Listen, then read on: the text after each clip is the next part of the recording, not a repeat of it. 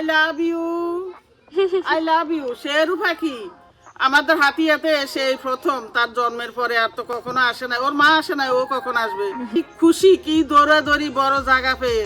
নামো, সে অনেক খুশি, দৌড়াদৌড়ি করতেছে ঘরে ঘরে। এখন সৈকত বলতেছে কেউ খুশি হোক বা না হোক আমার কিছু না, আমার মেয়েটা যে এত খুশি এতে আমি অনেক সন্তুষ্ট। আমাদের এই গাছটার বড়গুলা যে এত মজা। দুঃখের বিষয় হলে এই বড়গুলা শরণা খেতে চাইছে, অনেক মজা, ও জানে, কিন্তু এবার খেতে পারি না। কারণ হয়েছে বড়গুলা এখন একবারে ফুলা, মানে টেকা, এগুলো খাওয়া যাবে না, আমরা পাবোই না, খেতে পারলাম না। এখন না খেয়ে আমাদের ঢাকা শহরে চলে যেতে হবে।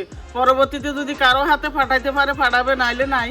কিন্তু অনেক বড়ই ধরছে, অনেক অনেক অনেক। গত বছর তো পাঠাই দিছিল নানুরা, গত বছর পাঠাই দিছিল, হ্যাঁ, তখন খাইছিলাম। বড়গুলো অনেক মজা, কিন্তু এবার ভাগ্যে থাকলে খাবো, যদি কেউ যায় নিয়ে যাবে। একটা জিনিস আমার মনে পড়ে, এই বিটার মধ্যে, মানে এই ঘরটার মধ্যে আমার শৈশব কৈশোর জন্ম সবকিছুই এখানে।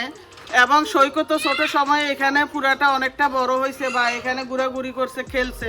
আমার হাতের বানানো তেলটা নিতে চাও তারা আমাদের অসংখ্য রিভিউ পেজটা এই ভিডিওর কমেন্টে পেয়ে যাবা। যাদের চুল পড়ে, যাদের নতুন চুল গজায় না, যাদের মাথায় খুশকি আছে, এক কথায় সবকিছুর সমাধান পেজের ইনবক্স অথবা ওয়েবসাইট অর্ডার করতে পারো। এখন তৃতীয় প্রজন্ম সৈকতের বাচ্চা এসে যে এখানে যে গুড়গুড় গুড়গুড় করে, একটু একটু হাঁটাহাঁটি করে, এগুলা দেখে আমার অনেক কিছু মনে আসে।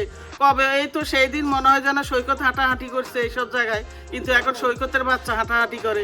এই তো দুনিয়ার নিয়ম, এটাই তো রীতি। যাই হোক, এই কাঁঠাল গাছগুলা তোমাদের দেখাই আর একটু। যদি হ্যাঁ, এই কাঁঠালের সিজনে যদি আমি আসতাম, আমরা কি যে কাঁঠাল খেতে পারতাম। এক একটা কোয়া এত বড়, 1-1.5 মণ একটা কাঁঠাল, এত বড় বড় কাঁঠাল হয়। দুঃখের বিষয় কাঁঠাল খেতে পারলাম না। আমার আব্বার নিজে হাতে লাগানো এই কাঁঠাল গাছ। আর এই ঘর হইলো আমার আব্বা, তোমরা তো সবাই জানো।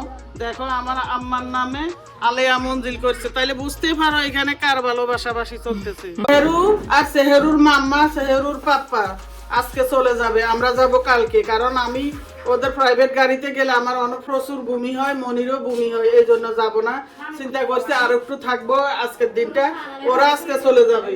তো এই জন্য সেহেরুর মা ইয়া বসাইছে, নুডলস রান্না করা, মানে গাড়ির ভিতরে পথে খাওয়ানোর জন্য বসাইছে। আর এখানে একটু রং চা বসাইছে শরণ, মানে বলতেছে যে আম্মু আমার গলা ব্যথা করে, আমরা খাবো। তো আমি বলছি বানাও, খাবো, অসুবিধা নাই।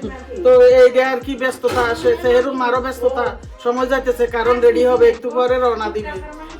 দাওয়াত খেতে খেতে একবারে টাল হয়ে গেছে। আমার মনে হয় 1 মাস থাকলে যা আছে স্বাস্থ্য এর ডাবল হয়ে যাবে।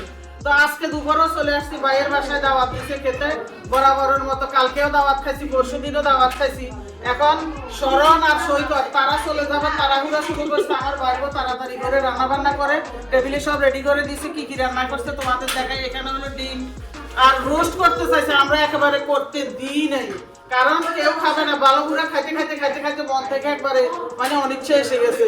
এখানে পোলাও, তারপরে আমাদের দেশের মোটা চালের ভাত, আর এখানে হচ্ছে হলো লেবু শসা, এটা হলো গরুর মাংস। আর হাঁসের মাংস হলো আমাদের এদিকে বিখ্যাত শীতকালে, তোমরা তো সবাই জানো। আর এটা হলো বড় বড় একবারে এত বড় বড় বাটা মাছ, একবার তাজা হাতিয়ার মাছগুলো। ঢাকা শহরের মতো কোনো কিছু বরফের বা ফরমালিন দেওয়া কোনো কিছু না। আর ইয়াতে কাউরে দাওয়াত দিলে যে দই থাকবে না, সেটা কোনোদিনও হবে না। দই বিখ্যাত আমাদের এই হাতিয়া। যে মন্টি সেহরিশ খাইতেছে, আর সেহরিশ খুব সুন্দর, মাশাআল্লাহ, দই পছন্দ করছে। এখন ঘুরতে কোথায়, আমাদের এলাকার কক্সবাজার নিজন দ্বীপ গেছি, এই ধরনের ফিলি পাইছি। এখানে যদি অহরহ মানুষ থাকতো তাহলে আরো বেশি ভালো লাগতো, কারণ আছে তারপরে অনেকটা মানুষ। এখানে ওই যে হাঁসের মাংস দিয়ে চিতই পিঠা বিক্রি করে, ওইখানে কিছুটা উন্নত হয়েছে। ছোটখাটো একটা দোলনাও আছে। বিকেলবেলা এখানে ঘুরতে আসলে মজাই লাগে অনেক। সূর্য অস্ত অস্ত ভাব, গায়ে রোদও লাগতেছে, শীতের বিকাল।